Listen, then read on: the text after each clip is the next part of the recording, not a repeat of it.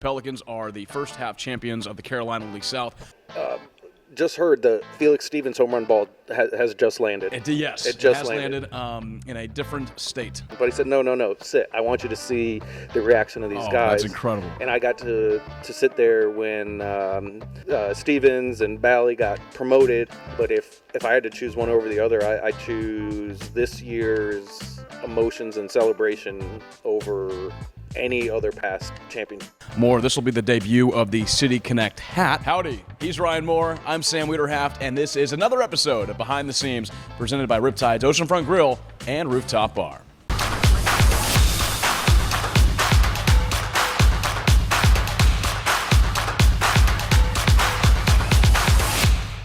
All right, we are back at RipTydz for another episode. We're at a different location this time, the second level of RipTydz, but same address, different location within the establishment. Exactly. We got this wall art that is basically just cascading waves over the top of you, so it's got a great ambiance. Obviously, we like to be up top in the sun, but we're dealing with a wet week. But hopefully the sky's clear when the boys come back next Wednesday. Well, let's talk about the boys because a big story. The Pelicans are the first half champions of the Carolina League South, going back to the playoffs in back-to-back seasons now. And more, that game on Sunday was just awesome. An 8-2 win over Fredericksburg to clinch the first half title. A huge celebration at the end. You had fireworks. You had a crowd of over 6,000. I mean, just describe what that whole game was like. I've said this multiple times to multiple people. It was cinematic. Like, you couldn't script a better way to clinch the first half championship. One, it's at home. Two, you want to have people watching. We had a packed house, 6,000 plus. You had fireworks. You have a 15-20 minute celebration with the fans going bonkers the entire time. And credit to the players. After they were done celebrating, they came and embraced the fan. I don't believe I've ever heard the ballpark louder than the top of the ninth, that game. The place was rocking. People were standing. It was awesome. You talk about the game because it wasn't a gimme game. No, it was a day that really started at 2 o'clock because that's when the Columbia game was, and we had to have Columbia lose their game to Fayetteville to be able to have a chance to clinch at home. So Fayetteville ends up beating Columbia, I believe, 6-1, and the clubhouse just went crazy. They come out for batting practice just ready to win. And our game starts, and the Nationals get an early lead, but we come back and tie it and scored another run in the fifth, and then it was a 5-run bottom of the sixth. Just heard the Felix Stevens home run ball has just landed. It just landed in a different state. That ball was crushed, 417 feet, and that's the first pitch of the inning. But he hits that home run to start the inning off, and then we just, rally for those 5 more runs and end up winning the game 8-2. And it was a lot easier for me because, you're kind of thinking about what you're going to say in the broadcast, but when you're up 8-2 going into the last inning, you get some time to think about it. It's a lot nicer, but just an awesome celebration and a great moment at the ballpark, I think. This week's episode is going to be focused a lot on the playoffs, so let's get into some of those questions as the Pelicans get ready for those coming up in September. And this is a great one to start off. So what does the playoff structure look like come September? Carolina League is broken up into 2 divisions. We got the Northern Division and the Southern Division. And the season is broken up into the first half of the season and the second half of the season.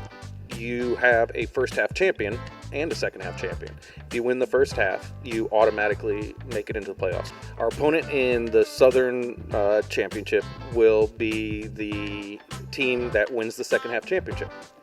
The team that wins the second half hosts game 1. And then the Pelicans would host game 2 and potentially game 3. It's a best of 3 series, so whoever wins 2 games first advances.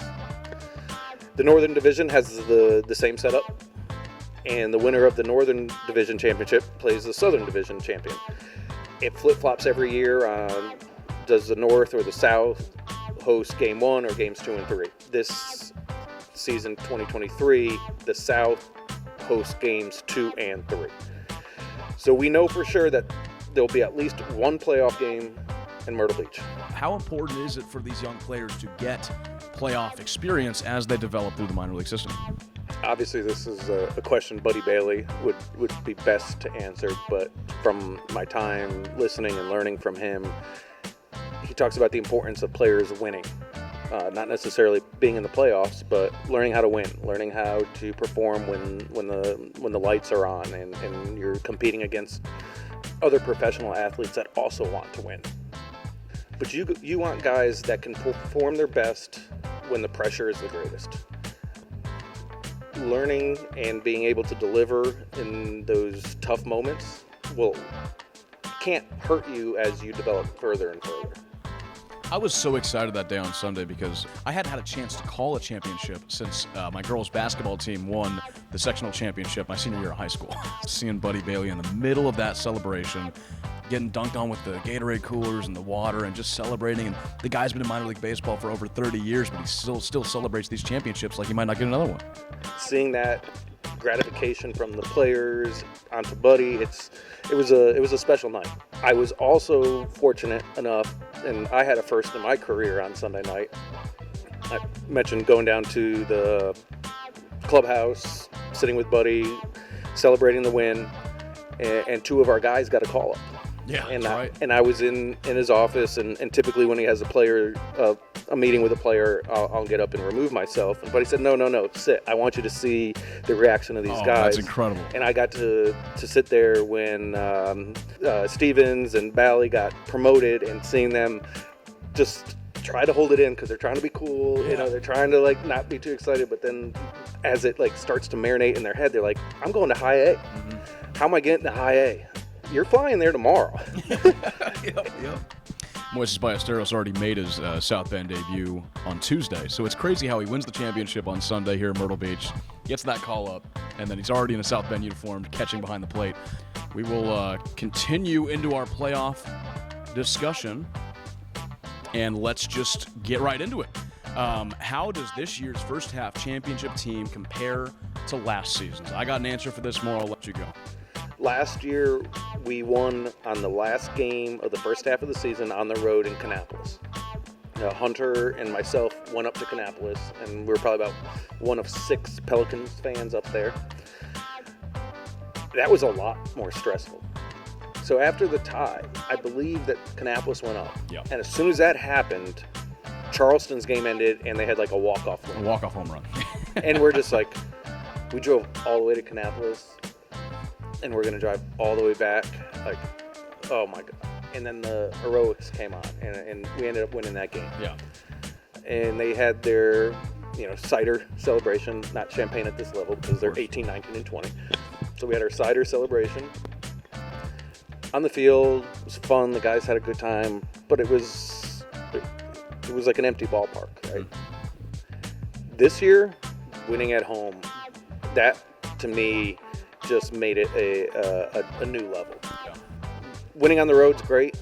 Winning at home is perfect. And I thought the experiences were both wildly unique.